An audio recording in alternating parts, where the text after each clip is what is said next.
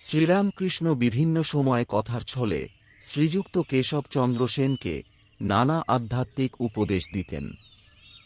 বেলঘরের বাগানে প্রথম সাক্ষাতের পর 1875 সালের 28 মার্চ রবিবার কেশবচন্দ্র সেন মীরার পত্রিকায় লিখেছিলেন, কিছুদিন আগে আমরা দক্ষিণেশ্বরের পরমহংস শ্রী রামকৃষ্ণকে বেলঘরের বাগানে দেখেছি। তাঁর গভীর জ্ঞান, অন্তর্দৃষ্টি এবং শিশুর মতো সরল স্বভাব আমাদের খুব মুগ্ধ করেছে। তিনি অত্যন্ত শান্ত ও কোমল প্রকৃতির মানুষ। তাকে দেখলে মনে হয় তিনি সবসময় ঈশ্বর চিন্তা ও যোগসাধনায় নিমগ্ন।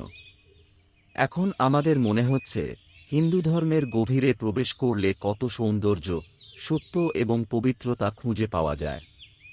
তা না হলে শ্রী রামকৃষ্ণের মতো এমন ঈশ্বরমগ্ন যোগী পুরুষকে কিভাবে দেখা সম্ভব।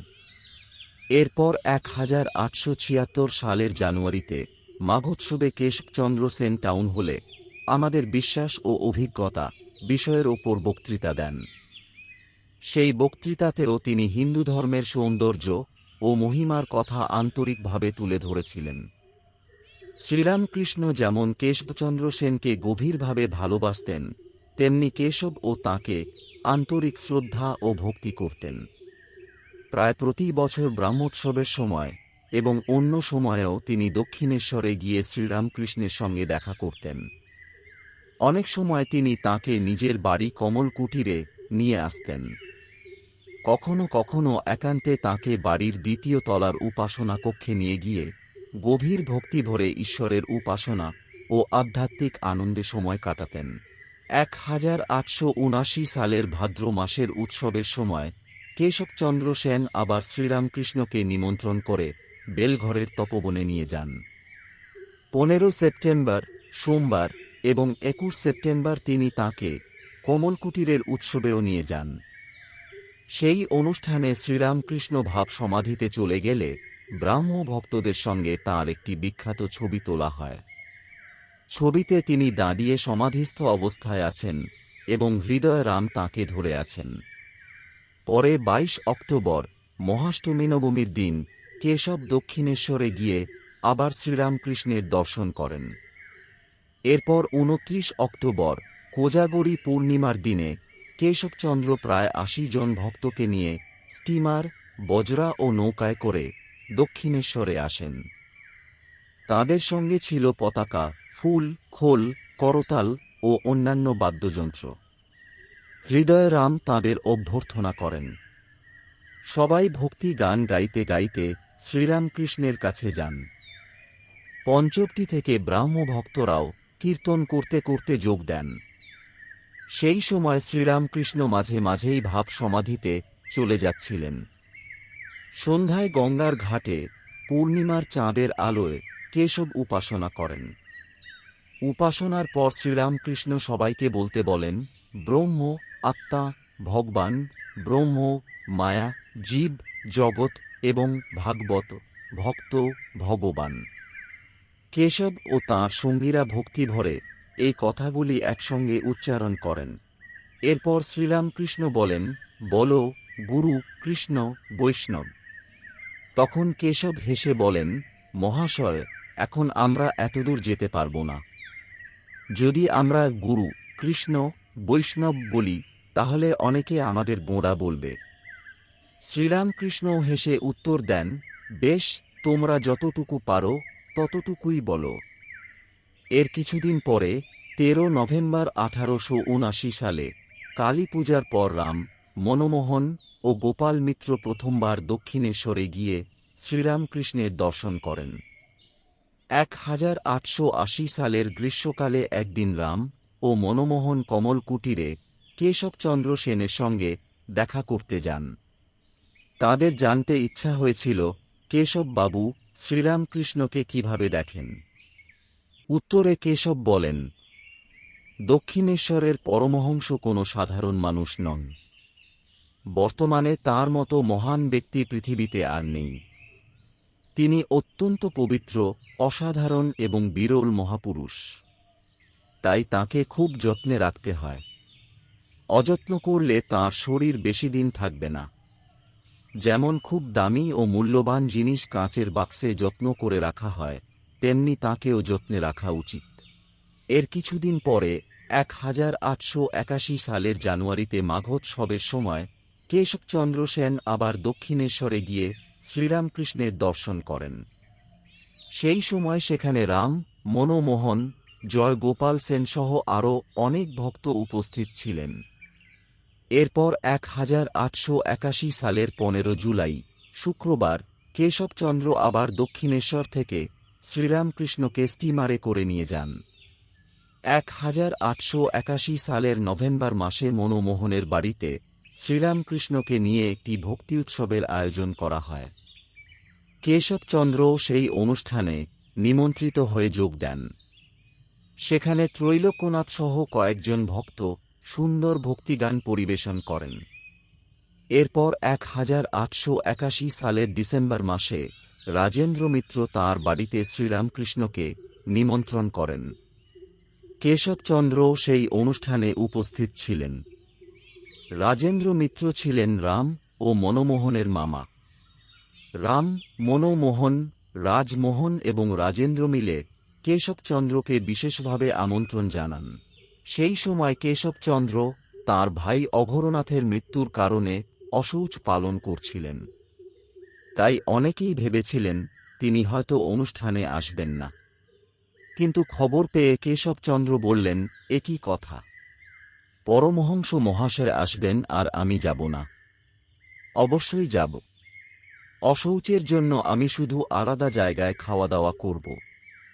অনুষ্ঠানে মনমোহনের মা শ্যামাসুন্দরী দেবী অত্যন্ত ভক্তিভরে শ্রীরামকৃষ্ণকে নিজ হাতে খাবার পরিবেশন করেন।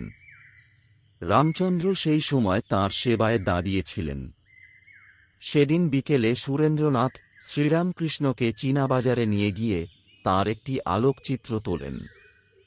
সেই ছবিতে শ্রীরামকৃষ্ণ দাঁড়িয়ে ভাবসমাধিতে মগ্ন অবস্থায় ছিলেন। উৎসবে মহেন্দ্র গোস্বামী শ্রীমদ্ভাগবত পাঠ করেন।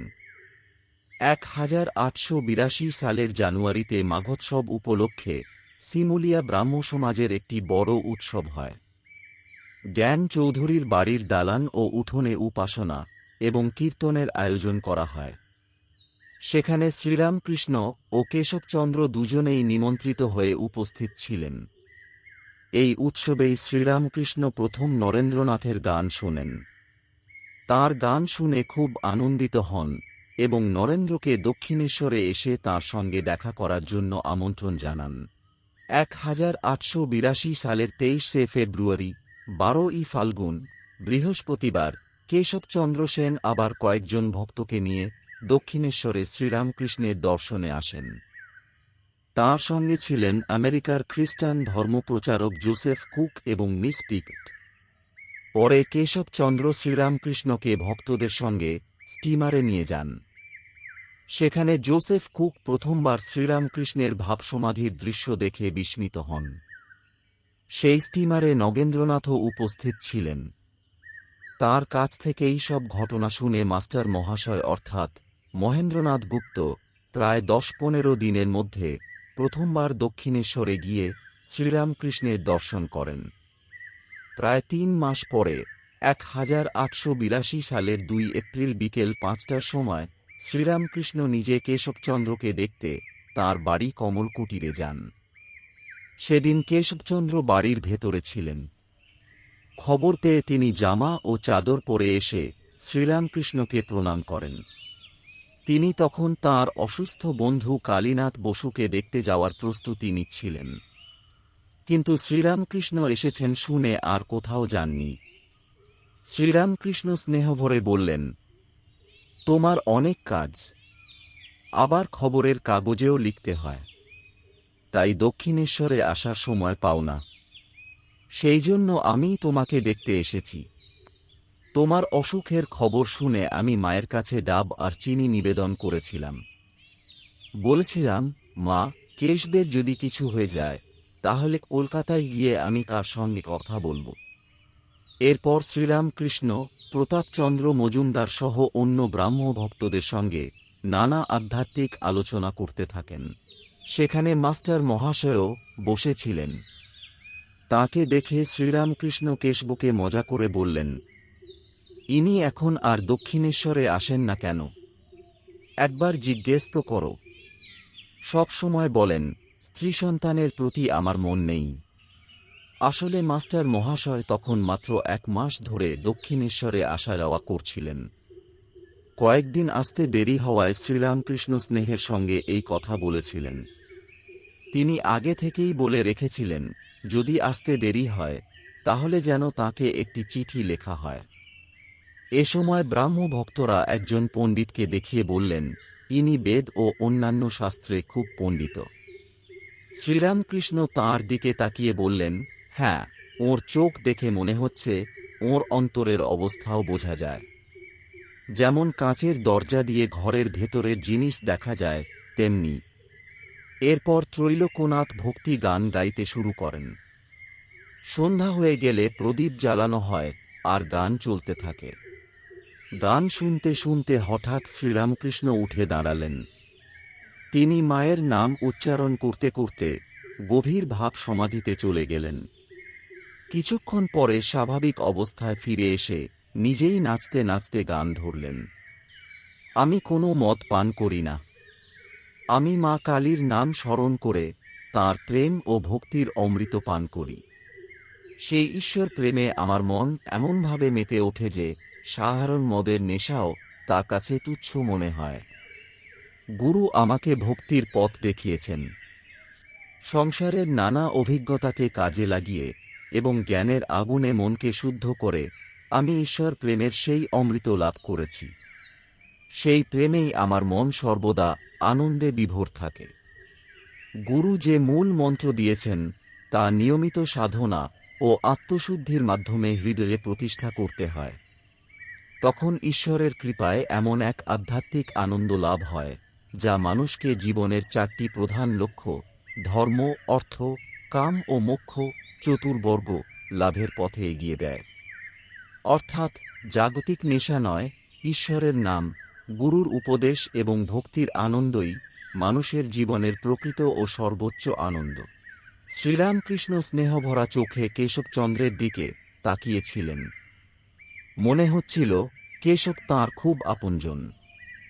আবার যেন তাঁর মনে একটু আশঙ্কাও ছিল, কেশব যেন সংসারের টানে ঈশ্বর থেকে দূরে সরে না যান। সেই স্নেহ ও উদ্বেগ থেকেই তিনি গান ধরলেন। এই গানের মাধ্যমে শ্রীরামকৃষ্ণ বোঝাতে চাইলেন, সবকিছু ছেড়ে একমাত্র ঈশ্বরের আশ্রয় নাও। তিনি একমাত্র চিরসত্য, আর এই পৃথিবীর সবকিছুই ক্ষণস্থায়ী। তাকে লাভ করাই মানুষের জীবনের আসল উদ্দেশ্য। এরপর তিনি আবার বসে ভক্তদের সঙ্গে নানা আধ্যাত্মিক বিষয় নিয়ে কথা বলতে থাকেন। এদিকে তাঁকে জল খাওয়ানোর ব্যবস্থা করা হচ্ছিল। হলঘরের একপাশে একজন ব্রাহ্মভক্ত পিয়ানো বাজাচ্ছিলেন। শ্রীরামকৃষ্ণ শিশুর মতো আনন্দ নিয়ে হাসিমুখে পিয়ানোর কাছে গিয়ে সেটি কৌতূহল ভরে দেখতে লাগলেন। এর কিছুক্ষণ পরে তাঁকে বাড়ির ভেতরের অংশে নিয়ে যাওয়া হল। সেখানে তিনি জল পান করলেন। বাড়ির মহিলারাও ভক্তিভরে এসে তাঁকে প্রণাম করলেন। সবশেষে শ্রীরামকৃষ্ণ গাড়িতে উঠলেন। ব্রাহ্মভক্তরা সবাই গাড়ির পাশে দাঁড়িয়ে তাঁকে বিদায় জানালেন। তারপর কমলকুটির থেকে তাঁর গাড়ি দক্ষিণেশ্বর মন্দিরের উদ্দেশ্যে রওনা দিল।